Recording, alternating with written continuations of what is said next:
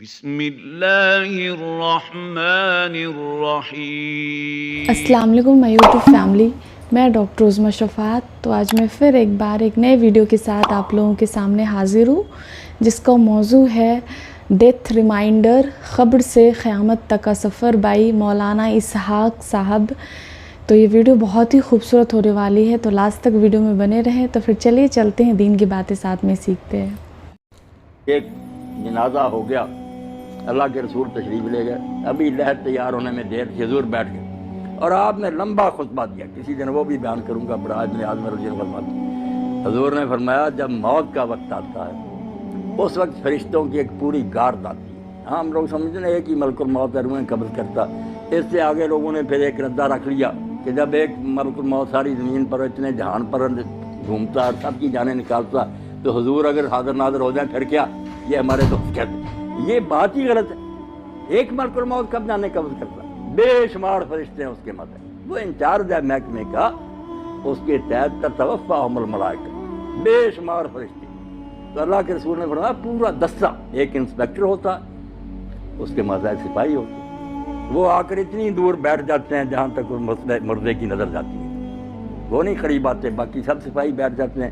یہ انچارج آتا، اگر وہ نیک ہے اس کے پاس جنت کا خوشبو سے بسا ہوا رومال ہوتا، سنگھاتا، اسے اللہ کا سلام کہتا اور کہتا چل اپنے رب کی طرف، تیرا رب تجھ سے خوش ہے، تو اس سے خوش ہے۔ خوشی خوشی اس کی روح روانہ ہو جاتی۔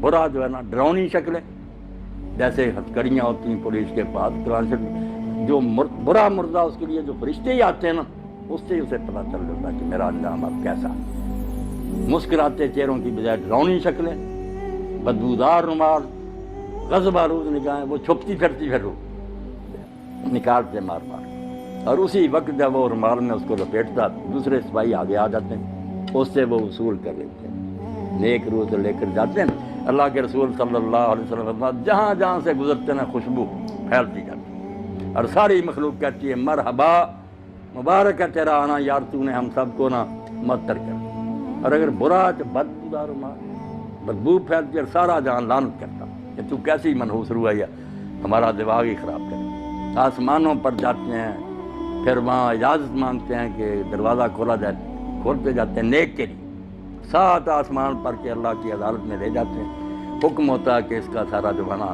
اندراج وہ علیین میں کر دو، جو علیین سجین مشہور ہے کہ کوئی 2 جگہ جہاں روئے رہتی، غلط بات ہے۔ علیین سجین صرف آفس ہے، دفتر ہے، وہاں نیک لوگ جو ہیں ان کا اندراج ہو جاتا ہے کہ یہ شخص فوت ہو گیا، اس کی پوری کتاب جو زندگی تھی وہ بھی جمع کرا دی جاتی کہ یہ اس کا سارا ریکارڈ ہے۔ دوبارہ حکم ہوتا ہے کہ زمین میں سے میں نے اس کو پیدا کیا، وہیں لے جاؤ، زمین سے ہی دوبارہ اس کو پیدا، وہ روحیں واپس آ جاتی ہیں پھر اسی قبر کی طرف۔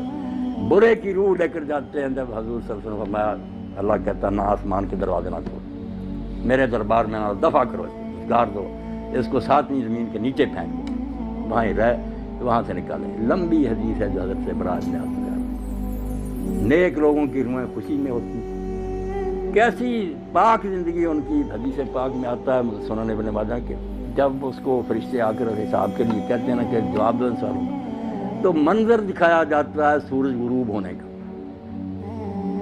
جب وہ مردہ ہوش میں آتا ہے اور فرشتوں کے سوالوں کے جواب دینا چاہتا، دیکھتا ہے کہ سورج غروب ہو رہا ہے، عصر کا وقت بھی تنگ ہو گیا، تو وہ کہتا دعو نہیں سر، مجھے ذرا مہلت دو، میں نماز پڑھ۔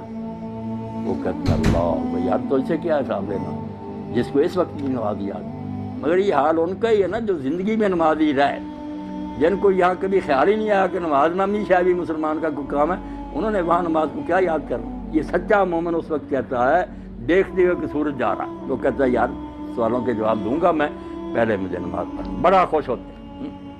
اور جب سوال کرتے ہیں تیرا رب کون ہے، تیرا دین کیا ہے، تیرا نبی کون ہے، دیتا تو کہتے ہیں ہم پہلے ہی جانتے تھے، اس سے پوچھتے تو نے یہ، اس نے کہا میں اللہ کی کتاب پڑھتا تھا، قرآن سے مجھے سب پتا۔ وہ کہتے ہیں ہمیں تیرے بارے میں یہی توقع، سو جا، جیسے دلہن آرام سے سوتی ہے، اور روزانہ پھر اس کو جنت کا مقام دکھایا جاتا، ہر روز پردے ہٹا کے صبح شام وہ دیکھتا ہے کہ آخرت میں میرے لیے یہ تیار خوشیاں، جیسے مہمان خانے میں ریسٹ ہاؤس میں بیٹھے نا، وہاں دیکھتا ہے کہ میرے لیے یہ انعام ہے، خوشیاں ہی خوشیاں۔ اور دوسرے کو صبح شام جہنم دکھائی جاتی، جیسے پھانسی گھاٹ دکھایا جاتا کہ یہ ہے تیرے لیے اب پھانسی گڑے میں پڑنے، وہ بیچارہ پہلے ہی مرتا، مرنے سے پہلے روز مرتا ہے کہ یہاں میں جانے والا ہوں۔ اللہ فرماتا ہے نار یعرضون علیہا غدوا، صبح و شام فرعون اور اس کی جماعت جہنم کے آگے سے گزارے جاتے، وہ دکھائی جاتی، اور یوم القیامت یردون الی اشد، جب قیامت کا دن ہوگا سچ مچ داخل ہو جائیں۔ یعنی مرنے سے پہلے ہی فرشتوں کے شکلوں اور رویوں سے ہی پتہ چل جاتا ہے کہ میرا حشر اب کیا ہے، اور بعد میں جو قبر میں جاتے ہی شروع ہو جاتا ہے۔ یا ایک سوال جو ہم لوگوں کو پریشان کرتا ہے کہ جب یہاں ہی سوال جواب ہوتے ہیں، لوگوں کو ثواب عذاب ملنا شروع ہوتا ہے، قیامت میں پھر کیا ہوگا؟ جو کہتے ہیں صاحب صاحب قیامت کو ہونا ہے، ادھر آپ بیان کر رہے ہیں کہ سوال جواب ہوتے ہیں اور ثواب و عذاب ہوتا، یہ بھی آپ لوگ سمجھدار ہیں، سمجھنے کی بات ہے، ورنہ پریشانی ہوتی ہے۔ Reasons why you should download Tango today. Effortless connections. Tango allows you to text, call, go live, and video chat. یہ بھی آپ لوگ سمجھدار ہیں، سمجھنے کی بات ہے، ورنہ پریشانی ہوتی ہے۔ آپ سارے لوگ واقف ہیں اس سے کہ ایک ہے حوالات کہ زیر تفتیش مجرم وہاں رکھی ہوا، ایک جوڈیشل جیل ہے کہ مقدمہ چلا، فیصلہ سنایا گیا، پھر جس وارڈ میں جانے کے وہ لائق ہے وہ سزا سنا دی گئی، اس کو بھیج دیا۔ جہنم ہے جوڈیشل جیل، پورا مقدمہ سماعت ہو کے کس قسم کا مجرم ہے کہاں بھیجا جائے، یہ قیامت کے دن ہوگا۔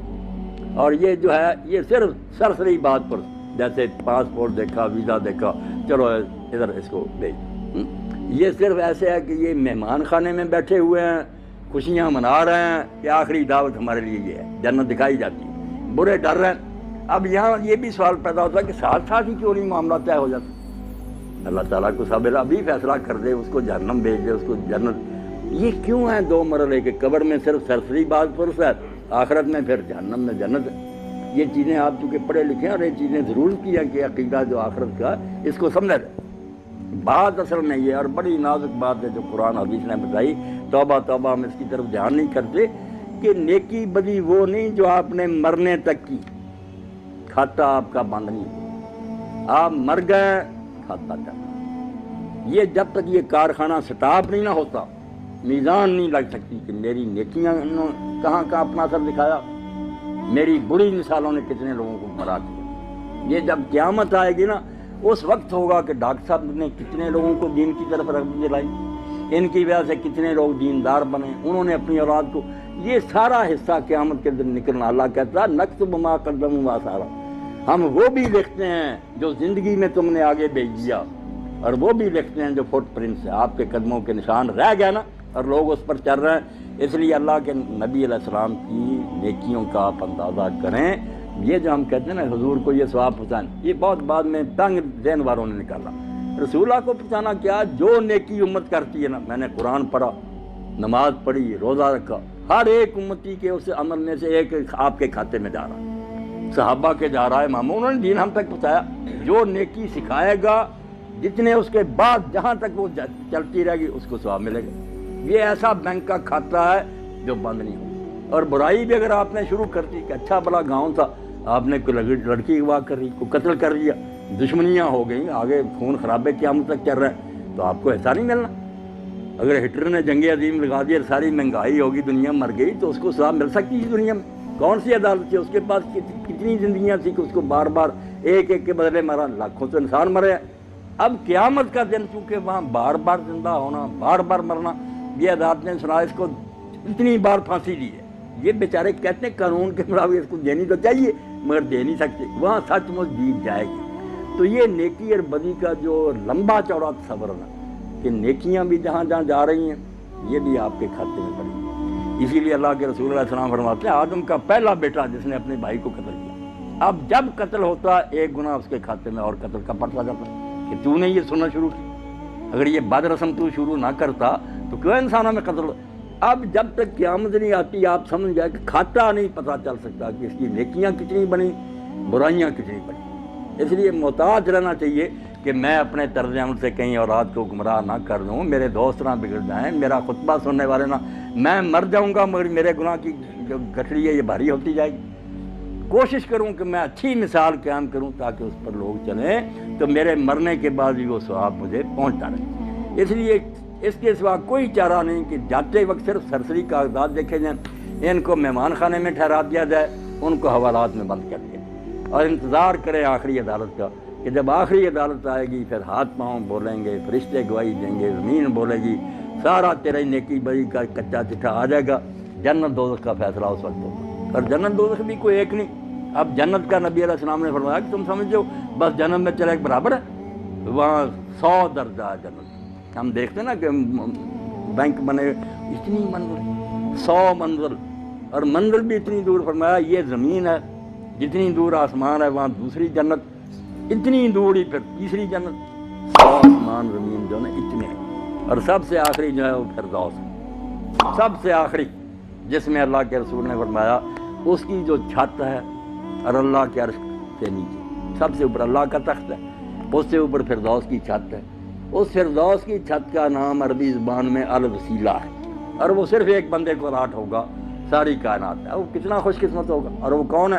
خود محمد رسول اللہ صلی اللہ علیہ وسلم۔ فرمایا وہ ایک آدمی کو ملنا ہے، اور امید ہے کہ میں ہی ہوں، مگر میں دعویٰ نہیں کر سکتا، تم میرے لیے اذان کے بعد وہ مانگو، اس لیے ہم جو ہے صلی اللہ علیہ وسلم میرے لیے وہ مقام اور مرتبہ مانگو، ہم کہتے ہیں آتے محمد علیہ وسلم کہ اللہ جو تیرے قریب کا وہ مقام ہے وہ حضور کو دے۔ تو اس جنت میں بھی بہت مراتب ہیں، اس لیے جتنی جتنی نیکیاں بنیں گی، کوئی نیچے کی منزل میں رہ جائے گا، کوئی دوسری میں، کوئی 100ویں میں پہنچے گا، اور جہنم میں بھی اسی طرح بہت طبقے ہیں، ایک ہی نہیں کہ سارے ایسے ہی مجرم ایک ہی طرح اکٹھے کر لیں، نہیں، جیسے پھانسی والوں کی کوٹھیاں الگ ہیں، دوسروں کی آسانیاں، جہنم میں بھی کسی کے گناہ معمولی ہے اس کو ہلکا عذاب ہوگا۔ جیسے ابو طالب میں رسول اللہ کے چچا، تو نبی علیہ السلام سے جب پوچھا کہ اللہ کے رسول، حضرت عباس نے پوچھا، بھائی تھے ان کے ابو طالب کہ آپ کے چچا نے آپ کی اتنی حمایت کی، دشمنوں کے مقابلے میں اس طرح وہ سینہ تان کر کھڑا رہا، حفاظت کرتا، آپ کی اس امداد سے اس کو کوئی نفع پہنچا؟ تو حضور نے فرمایا میری امداد اور حفاظت کی برکت ہے کہ جہنم میں سب سے ہلکا عذاب ابو طالب کو ہوگا، ورنہ اگر نہ ہوتا تو درمیان جہنم کے ہوتا۔ اب میرا ساتھ دینے کی برکت یہ ہے کہ پھر جوتیاں آگ کی ہوں گی، توبہ، اس سے بھی دماغ کھول رہا ہوگا۔ باقی جو پھر بہت بڑی جگہوں میں ہوں گے، اللہ پناہ، اللہ کہتا ہے اس وقت تم سر جھکائے پھر یہ منت سماجت کرو گے کہ اللہ دوبارہ بھیج، تو اللہ نہیں سنے گا۔ پھر اب وقت ہے کہ موت آنے سے پہلے پہلے توبہ کر لو، باز آ دو، چھوڑ دو برائیاں، نیک۔ تو ماشاء اللہ سے ویڈیو بہت ہی زیادہ خوبصورت تھی، بہت کچھ سیکھنے کو ملا ہمیں اس ویڈیو سے۔ مجھے تو سن کے مطلب گوز بمس آنے لگے، میں بہت زیادہ یہ رہ گئی سن کے، بہت ایموشنل ہو گئی کہ ہم لوگ اس دنیا کو مطلب کچھ بھی سیریسلی نہیں لیتے ہیں آخرت کو، کہ کیا کچھ وہاں پہ نہیں ہوگا، سب کچھ اسی دنیا کو سمجھ لیتے ہیں کہ یہ دنیا کبھی ختم ہی نہیں ہوگا۔ اتنا زیادہ ہم لوگ اٹیچ ہو جاتے ہیں اس دنیا سے، سوچتے ہیں کہ کبھی ہمیں موت آنی ہی نہیں ہے۔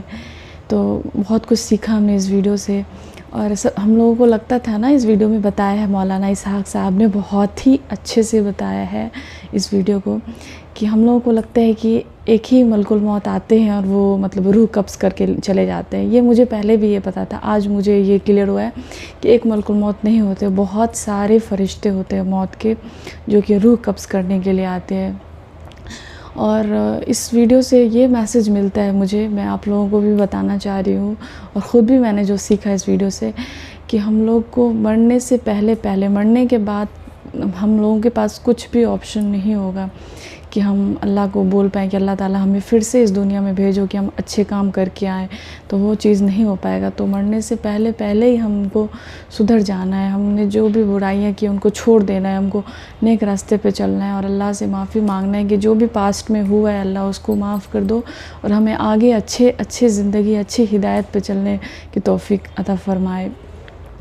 تو ہمیں مطلب برائیوں کو چھوڑ دینا، اور اپنی مرنے کے بعد جو ہے وہ اصل کھاتا تب شروع ہوگا جب کچھ ہم نے اس دنیا میں کیا ہے، اعمال نامہ وہاں کھلے گا۔ تو ہم کو پہلے ہی ابھی بھی وقت ہے ہم لوگوں کے پاس کہ ہم لوگ سدھر جائیں، چیزوں کو چھوڑ دیں، بری چیزوں کو چھوڑ دیں، نیک عمل کریں، نماز کو پڑھیں، اللہ کی چیزوں کو فالو کریں۔ اور کتنی اچھی بات اس ویڈیو میں بتایا ہے نا اسحاق صاحب نے کہ مطلب ہم لوگ اگر اس دنیا میں اگر ہیں اور برائی کر رہے ہیں اور پھر مرنے کے بعد اگر وہاں پہ جا کے بولیں گے کہ اللہ تعالیٰ ہم کو پھر سے دنیا میں بھیجو، تو ایسا پاسبل نہیں ہے. اسی دنیا میں ہم لوگوں کو کرنا ہے اور ایسی چیزیں کرنی ہے ہمیں، اچھی اچھی چیزیں مثال قائم کرنا ہے نیک چیزوں میں، تاکہ مرنے کے بعد بھی اس کا ثواب ہمیں ملتا رہے، اس کا ریوارڈس ہمیں ملتا رہے. ہماری چیزیں وہ چیز لوگ دیکھے، کچھ سیکھے اگر ہم سے کچھ دین کی باتیں، وہ اس پہ عمل کرے تو وہ اس کا ثواب ہمیں ملتا رہے. ایسا نہ کہ ہم بری چیزیں کریں، لوگ ہم سے انفلوئنس ہو کے اور وہ اس کا گناہ ہمیں ہی ملے. تو امید کرتی ہوں ویڈیو آپ لوگوں کو پسند آئی ہوگی. اگر ویڈیو اچھی لگی ہے تو ہمارے چینل کو زیادہ سے زیادہ سبسکرائب کریں، ویڈیو کو شیئر کریں، کمنٹ کریں اور کمنٹ میں ضرور بتائیں کہ میں نیکسٹ ویڈیو کس موضوع پہ، کس ٹاپک پہ بناؤں. تو پھر جلدی ہی ملتے ہیں انشاءاللہ نیکسٹ ویڈیو کے ساتھ. تب تک کے لیے اللہ حافظ.